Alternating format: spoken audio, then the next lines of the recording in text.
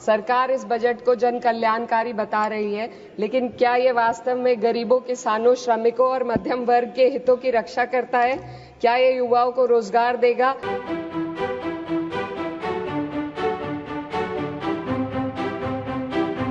ਸਨਅਤਕਾਰਾਂ ਦੇ ਨਾਲ ਖੜੀ ਸਰਦਾਰ ਭਗਵੰਤ ਸਿੰਘ ਮਾਨ ਦੀ ਅਗਵਾਈ ਵਾਲੀ ਪੰਜਾਬ ਸਰਕਾਰ ਹੁਣ ਬਿਜ਼ਨਸਮੈਨ ਨੂੰ ਨਵੀਂ ਫੈਕਟਰੀ ਲਗਾਉਣ ਦੇ ਲਈ ਥਾਂ-ਥਾਂ ਤੋਂ ਐਨਓਸੀ ਲੈਣ ਦੀ ਲੋੜ ਨਹੀਂ। ਸਿਰਫ ਆਪਣੀ ਜਗ੍ਹਾ ਸਿਲੈਕਟ ਕਰਕੇ ਇਨਵੈਸਟਮੈਂਟ ਪੰਜਾਬ ਦੇ ਪੋਰਟਲ ਜਾਂ ਦਫ਼ਤਰ ਦੇ ਵਿੱਚ ਜਾਣਕਾਰੀ ਦੇਣੀ ਹੋਏਗੀ ਤੇ ਉਸ ਤੋਂ ਬਾਅਦ ਸੀਐਲਯੂ, ਇਨਵਾਇਰਨਮੈਂਟ ਤੇ ਫੋਰੈਸਟ ਵਿਭਾਗ ਦੀਆਂ ਟੀਮਾਂ ਆਪ ਜਾ ਕੇ ਉਸ ਜਗ੍ਹਾ ਦਾ ਮੁਆਇਨਾ ਕਰਨਗੀਆਂ ਤੇ 15 ਦਿਨਾਂ ਦੇ ਵਿੱਚ ਰਿਪੋਰਟ ਬਣਾ ਕੇ ਪੂਰੀ ਜਾਣਕਾਰੀ ਨਿਵੇਸ਼ਕ ਨੂੰ ਦਿੱਤੀ ਜਾਏਗੀ। ਸੋ ਹਰੇ ਰੰਗ ਦਾ ਸਟਾਂਪ ਪੇਪਰ ਦਾ ਮਤਲਬ ਹੈ ਕਿ ਉਹ ਫੈਕਟਰੀ ਵਾਲੇ ਨੇ ਸਾਰੀਆਂ ਐਨਓਸੀਜ਼ ਲਈਆਂ ਹੋਈਆਂ ਨੇ ਤੇ ਉਹਦੇ ਪੈਸੇ ਦਿੱਤੇ ਹੋਏ ਨੇ। ਸਾਡੀ ਇੱਥੇ ਐਗਰੀਕਲਚਰ ਸਪੇਅਰ ਪਾਰਟਸ ਦੀ ਮੈਨੂਫੈਕਚਰਿੰਗ ਫੈਕਟਰੀ ਹੈ। ਪਹਿਲੀ ਵਾਰੀ ਇਸ ਤਰ੍ਹਾਂ ਦਾ ਕੋਈ ਸਟੈਪ ਗਵਰਨਮੈਂਟ ਵੱਲੋਂ ਚੱਕਿਆ ਗਿਆ ਹੈ। ਇਹਦੇ ਨਾਲ ਜਿੱਥੇ ਵਪਾਰੀਆਂ ਦੀ ਖੱਜਲ ਖੁਆਰੀ ਬਚੂਗੀ, ਦਫ਼ਤਰਾਂ ਦੇ ਗੇੜੇ ਬਚਣਗੇ। ਸੋ ਇਹ ਸਾਰਾ ਕੁਝ ਅਸੀਂ ਖਤਮ ਕਰਨ ਲੱਗੇ ਹਾਂ। ਸਾਡਾ ਕੰਮ ਕਾਫੀ ਸੁਖਾਲਾ ਹੋ ਚੁੱਕਾ ਹੈ, ਜਿਸ ਦੇ ਨਾਲ ਕਿ ਪੰਜਾਬ ਵਿੱਚ ਇੰਡਸਟਰੀ ਵਧਣ ਲਈ ਕਾਫੀ ਅੱਛਾ ਸਕੋਪ ਬਣ ਰਿਹਾ ਔਰ ਸਾਨੂੰ ਇਹ ਉਮੀਦ ਹੈ ਕਿ ਬਾਹਰੋਂ ਇਨਵੈਸਟ ਹੋਰ ਵੀ ਆਏਗੀ, ਇਨਵੈਸਟਮੈਂਟ ਹੋਊਗੀ। ਖੱਜਲ ਖੁਆਰੀ ਨਹੀਂ, ਤਰੱਕੀ ਚਾਹੁੰਦੀ ਹੈ ਆਮ ਆਦਮੀ ਦੀ ਸਰਕਾਰ, ਤੁਹਾਡੀ ਚੁਣੀ ਹੋਈ ਸਰਕਾਰ। क्या महंगाई में राहत देगा? लगातार हम पढ़ते आ रहे हैं कि भारत की जीडीपी पिछले 10 वर्षों में दोगुनी हो गई है और हम जापान और जर्मनी को पीछे छोड़ते हुए 27 तक दुनिया की तीसरी सबसे बड़ी अर्थव्यवस्था बनने के ओर अग्रसर है। लेकिन यह उपलब्धि तब फीकी पड़ जाती है जब हम प्रति व्यक्ति जीडीपी के आंकड़ों को देखते हैं। 2024 के लिए स्थिर कीमतों पर प्रति व्यक्ति जीडीपी केवल 1,24,600 रुपए है। ये कोई आश्चर्य की बात नहीं कि सरकार इस डेटा पर बात करने से बचती है, क्योंकि वे ये नहीं समझा सकते कि पूरे देश की जीवन स्तर में वृद्धि क्यों नहीं हो रही। सरकार दावे करती है कि भारत की अर्थव्यवस्था दुनिया में सबसे तेजी से बढ़ रही है, लेकिन इस विकास का लाभ केवल अमीरों को मिल रहा है। आज हमारे देश में शिक्षित युवा नौकरी की तलाश में दर दर भटक रहा है। सरकार किसानों की आय दुगनी करने का वादा करती है, लेकिन असलियत यह है कि खेती की लागत बढ़ रही है, जबकि किसानों की आमदनी स्थिर बनी हुई है। ट्रैक्टर और हार्वेस्टिंग मशीनों पर 12% जीएसटी में सर, एक मिनट सर, किसानों का मुद्दा है। सरकार इस बजट को जन कल्याणकारी बता रही है, लेकिन क्या ये वास्तव में गरीबों, किसानों, श्रमिकों और मध्यम वर्ग के हितों की रक्षा करता है?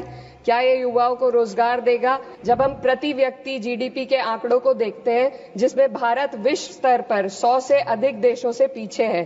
सरकार दावे करती है कि भारत की अर्थव्यवस्था दुनिया में सबसे तेजी से बढ़ रही है, लेकिन इस विकास का लाभ केवल अमीरों को मिल रहा है। देश की शीर्ष 1% अमीरों के पास 40% से अधिक संपत्ति है, जबकि करोड़ों लोग 2 वक्त की रोटी के लिए संघर्ष कर रहे हैं। यह आर्थिक असमानता लगातार बढ़ रही है क्योंकि सरकार की नीतियां बड़े उद्योगपतियों को फायदा पहुंचाने के लिए बनाई जा रही है, जबकि गरीबों और मध्यम वर्ग को महंगाई और टैक्स के बोझ तले दाबा जा रहा है। जब यह सरकार सत्ता में आई थी तब $1 लगभग 60 रुपए के बराबर था और आज 83 तक पहुंच गया है। 2025 के वित्त विधेयक पर अपने विचार रखने के लिए खड़ी हूं।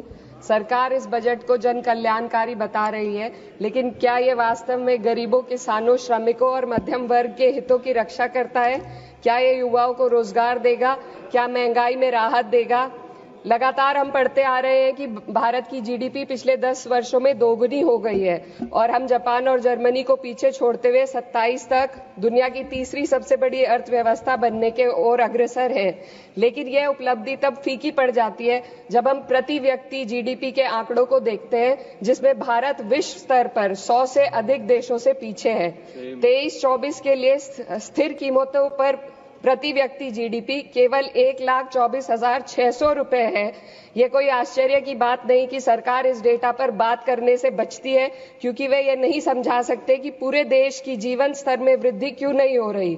वे ये नहीं बता सकते कि देश में इतनी गहरी आय असमानता क्यों बनी हुई है और आम नागरिकों को आवश्यक सेवाओं तक पहुंचने में इतनी कठिनाइयां क्यों होती हैं। सरकार दावे करती है कि भारत की अर्थव्यवस्था दुनिया में सबसे तेजी से बढ़ रही है, लेकिन इस विकास का लाभ केवल अमीरों को मिल रहा है। आज हमारे देश में शिक्षित युवा नौकरी की तलाश में दर दर भटक रहा है। सरकारी नौकरियों में लाखों पद खाली पड़े हैं, लेकिन भर्ती नहीं हो रही। निजी क्षेत्र में भी नौकरियों की संख्या घटती जा रही है।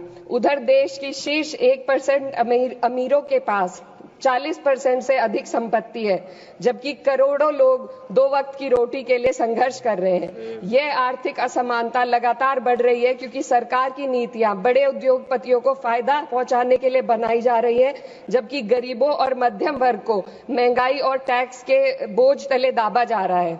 जब यह सरकार सत्ता में आई थी तब $1 लगभग 60 रुपए के बराबर था और आज 83 तक पहुंच गया है। Sir 2 minute. रुपए की इस गिरावट का सीधा असर आम जनता पर पड़ता है। इस सरकार की मौजूदा वित्तीय नीतियां पूरी तरीके से अमीरों के पक्ष में झुकी हुई है। भारत एक समाजवादी देश है जहां सरकार का कर्तव्य है कि शिक्षा, स्वास्थ्य, यातायात जैसी बुनियादी सुविधाओं का लाभ अपने नागरिकों को पहुंचाए और उन्हें समान अवसर और सुरक्षा दे। भारत के सरकारी स्कूलों और अस्पताल की हालात लगातार बद से बदतर होते जा रहे हैं। सर बस किसानों पर अपनी बात रखना चाहती हूँ। हमारा देश तब तक सशक्त नहीं हो सकता जब तक हमारे किसानों को उनका हक नहीं मिलता। 2023-24 में भारत की 46% श्रमिक आबादी कृषि क्षेत्र में कार्यरत थी, फिर भी इस क्षेत्र को नजरअंदाज किया जा रहा है। सरकार किसानों की आय दुगनी करने का वादा करती है, लेकिन असलियत यह है कि खेती की लागत बढ़ रही है, जबकि किसानों की आमदनी स्थिर बनी हुई है। ट्रैक्टर और हार्वेस्टिंग मशीनों पर 12% जीएसटी में सर 1 मिनट सर, किसानों का मुद्दा है, बस 1 मिनट सर, खत्म कर ले। हार्वेस्टिंग मशीनों पर 12% जीएसटी से किसानों को परेशानी और बढ़ रही है। यदि सरकार इस बोझ को कम कर दे तो खेती में फायदा होगा। साथ ही साथ प्रधानमंत्री किसान सम्मान निधि के तहत जो मिलने वाली राशि है उसको बढ़ाकर 6,000 से 12,000 कर दे तो किसानों की आय में फायदा होगा।